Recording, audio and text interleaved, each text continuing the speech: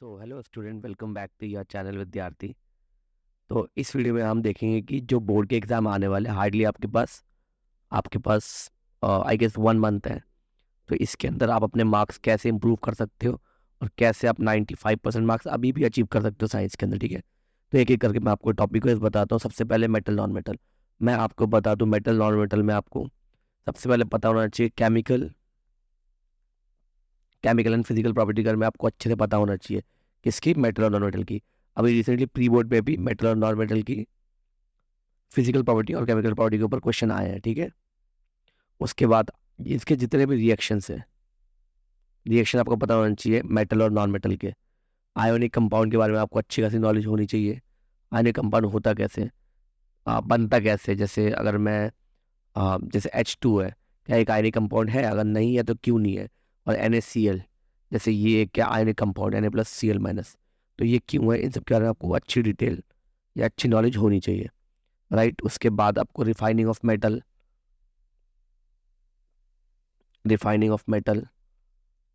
इसके बारे में पता होना चाहिए। तो ये आपको करना कहाँ से, मैं आपको एक यूट्यूब वीडियो रिकमेंड करूंगा। At the end of video आपको उसी को फॉलो करना है। आपको शॉर्ट नोट्स भी प्रिपेयर करने हैं। उसके शॉर्ट नोट्स प्रिपेयर करोगे तो फॉर श्योर आपके सारे क्वेश्चन हो जाएंगे, जितने भी आपके एग्जाम में आने वाले होंगे बोर्ड में, राइट। आपका सेकंड चैप्टर, और मैं आपको बता दूं, ये जो चैप्टर है मेटल नॉन मेटल, ये 10 मार्क्स का है, ठीक है।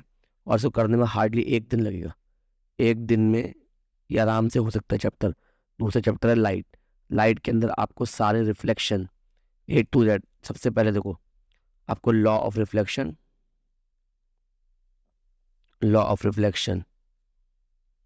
दूसरा लॉ ऑफ रिफ्रैक्शन, ठीक है, जिसको हम क्या बोलते हैं, स्नेल्स लॉ भी बोलते हैं। ये पता होना चाहिए अच्छे से। उसके बाद इमेज प्लेन मिरर से, इमेज ऑफ प्लेन मिरर,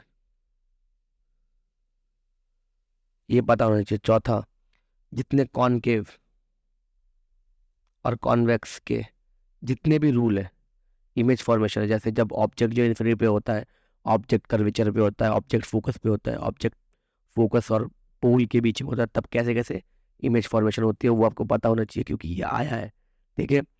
और पांचवा, आपको मिरर और लेंस फॉर्मूला पता होना चाहिए। आपको मिरर और लेंस फॉर्मूले के बारे में अच्छे से देखो। इमेज फॉर्मेशन तो बहुत इंपॉर्टेंट है, आपको आनी चाहिए। फिर से बताऊं, ये कितने 10 मार्क्स का चैप्टर है, आपको ये अच्छे से आना चाहिए, ठीक है। थर्ड है लाइफ प्रोसेस। आपको पहले बता दूं, ये क्या है, 9 मार्क्स का चैप्टर है। ये क्या है, 9 मार्क्स का चैप्टर है। एंड मैं आपको बता दूं, इनके टॉपिक कौन कौन से आप कर सकते हो। देखो, सबसे पहले आपको ह्यूमन डाइजेस्टिव सिस्टम तो बहुत अच्छे से आना चाहिए, राइट। वो सबसे, देखो आपको बेसिक नॉलेज होनी चाहिए कि ऑटोट्रोप्स और हेट्रोट्रोप्स, ठीक है, इनके बारे में बेसिक आपको डिफरेंस पता होना चाहिए। दूसरा, आपको फोटोसिंथेसिस के बारे में थोड़ी सी नॉलेज होनी चाहिए, ठीक है। फोटोसिंथेसिस के ऊपर आज से पूछ लेगा, what is the raw material for photosynthesis, मतलब कौन कौन से मटेरियल का यूज करके फोटोसिंथेसिस होती है, तो आपको ये पता होना चाहिए। दूसरा वाला, जैसे अब कई बार क्वेश्चन आया, फंक्शन ऑफ स्टोमेटा, इसके बारे में आपको नॉलेज होनी चाहिए, ठीक है। उसके बाद न्यूट्रिशन इन ह्यूमन बींग,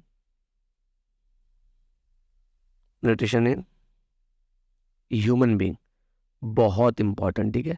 जिसके अंदर आपको SCL पूछता है, फंक्शन ऑफ, आपको पता होगा गैस्ट्रिक जूस के बारे में बहुत सारा पूछा गया है कई सालों में। गैस्ट्रिक जूस के बारे में बहुत सारा पूछा, जैसे SCL हो गया, पेप्साइन हो गया, म्यूकस हो गया, इनके बारे में आपसे पूछेगा। तो आपको इन सब के बारे में पता होना चाहिए। अगेन मैं बोल रहा हूँ, ये करना कहाँ से है, बुक उठाने का टाइम नहीं है। आप क्या कर सकते हो, यूट्यूब को फॉलो कर सकते हो। जो सबसे बेस्ट वीडियो है जो मैं रिकमेंड करूंगा आपको, वो मैं आपको एंड में बताऊंगा, ठीक है, 1 बाय 1, ठीक है। कैसे, कहाँ से, यूट्यूब से आपको कहाँ से लेना है, ठीक है। इसी सीरीज में मैं बता दूं, लाइफ प्रोसेस जो है 9 मार्क्स का है। तो टोटल अभी 29 मार्क्स आपका हो चुका है। इलेक्ट्रिसिटी पे आ गए हम, ठीक है। Electricity one of the easy chapter है, ठीक है, 10th बेस पे। देखो 11th 12th में क्या हार्ड चैप्टर हो सकता है, ये क्या 7 मार्क्स का आने वाला है, 7 मार्क्स का आने वाला है, ठीक है। तो इलेक्ट्रिसिटी हम देख लेते हैं। देखो, इसके अंदर आपको मैं ऑलरेडी बता चुका हूँ क्या क्या करना है। तो हम इलेक्ट्रिसिटी के अंदर देखते हैं। इलेक्ट्रिसिटी के अंदर सबसे पहले सुनो, ओम्स लॉ। एक क्वेश्चन आएगा इससे पक्का, तो ओम्स लॉ को अच्छे से करके जाना, ठीक है। ओम्स लॉ बहुत ही ज़्यादा इंपॉर्टेंट है। और आपको मैं बता चुका हूँ factor affecting resistance, affecting resistance ये आपको करके जाना है। मतलब कौन कौन सी चीज़ें से रेजिस्टेंस अफेक्ट होती है। जैसे मैं बोलूँ आर बराबर रो एल बाई ए, तो लेंथ के बढ़ाने पर रेजिस्टेंस भी बढ़ता है और एरिया के बढ़ाने पर रेजिस्टेंस घटता है। तो आपको पता होना चाहिए। अब देखो टेम्परेचर के बढ़ाने पर रेजिस्टेंस जो है वो घटता है, ये भी आपको पता होना चाहिए। टेम्परेचर डिपेंडेंसी ऑफ रेजिस्टेंस, ठीक है। उसके बाद क्या है, थर्ड पॉइंट कॉम्बिनेशन। एक न्यूमेरिकल आएगा इससे, कॉम्बिनेशन ऑफ रेजिस्टेंस, जो पैरेलल कॉम्बिनेशन था और फर्स्ट पैरेलल कॉम्बिनेशन और सेकंड कौन सा, सीरीज कॉम्बिनेशन। आपको पता होना चाहिए कैसे सॉल्व होती है। जैसे फॉर एग्जांपल पैरेलल के अंदर 1/r टोटल जो होता है वो क्या होता है, 1/r1 plus 1/r2 plus 1/r3, right. ऐसे करते करते वैसे सीरीज के अंदर क्या होता है, आर टोटल बराबर कितना होता है, R1 प्लस R2 R3, ऐसे करके। तो ये आपको पता होना चाहिए। उसके बाद first point, second point, third point, fourth point आपको जूल्स लॉ पता होना चाहिए। जूल्स लॉ ऑफ हीटिंग, जैसे H बराबर क्या है, I²RT, ये आपको पता होना चाहिए। H बराबर कितना होगा, VIT। ये सब आपके जो अल्टरनेट फॉर्मूले, ये सब आपको याद होने चाहिए एज इट इज, ठीक है। अब है थर्ड चैप्टर, कौन सा है, magnetic effect of electric current. Magnetic effect of electric current. और सुनो, ओम्स लॉ का यहाँ पे क्या है, ग्राफ भी बना लेना है, ठीक है ना। जैसे जो V और I के बीच में ग्राफ बनता है ऐसे करके, वो ग्राफ भी आपको पता होना चाहिए, ठीक है। तो V को बढ़ाने पे I भी बढ़ता है। ओम्स लॉ ढंग से पढ़ के जाना है आपको। और ये कहाँ से करना है, यूट्यूब वीडियो से, ठीक है। बुक उठाओगे तो भी टाइम वेस्ट होगा आपका, तो YouTube video are would is the better option right now, ठीक है। तो आपको वही यूज़ करना है अभी। अब हम आते हैं इसके बाद वाला चैप्टर, कौन सा था, magnetic effect of electric current. सुनो, मैं पहले बता दूं आपको, मोटर और जनरेटर तो अच्छे से पढ़ना ही है।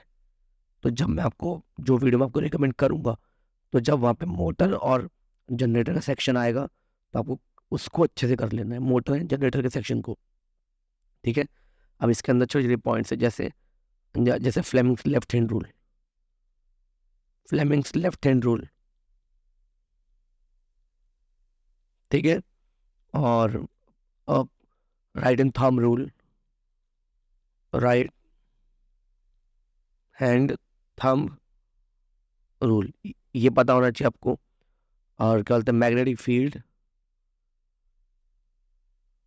Due to current carrying straight conductor, इनसे आए हैं क्वेश्चन। लेकिन मोटर और जनरेटर सबसे हाई वेटेज वाले क्वेश्चन इसी में से आएंगे, ठीक है ना। तो आपको ये करना है। फोर्स, फोर्स कैसे कैलकुलेट करते हैं वो भी आया है इसके अंदर। तो ये सब क्या है, सर्कुलर लूप के अंदर मैग्नेटिक फील्ड कैसे कैलकुलेट करते हैं। अब सुनो, प्रॉब्लम ये होगी कि अगर आप खुद पढ़ने बैठोगे तो ये बहुत लेंथी लगेंगे चैप्टर। तो फिर मैं बोलूँगा आप या तो शॉर्ट नोट्स को प्रेफर करो या फिर यूट्यूब को। अब ये शॉर्ट नोट्स कहाँ से मिलेंगे, यूट्यूब पे कौन सी वीडियो आपको देखनी है, तो ये मैं आपको एकदम एंड में बताऊंगा। वीडियो को पूरा कंप्लीट देखो पहले। अब हाउ टू, अब जो इससे पहले वाला चैप्टर देख लेते हैं एक बार।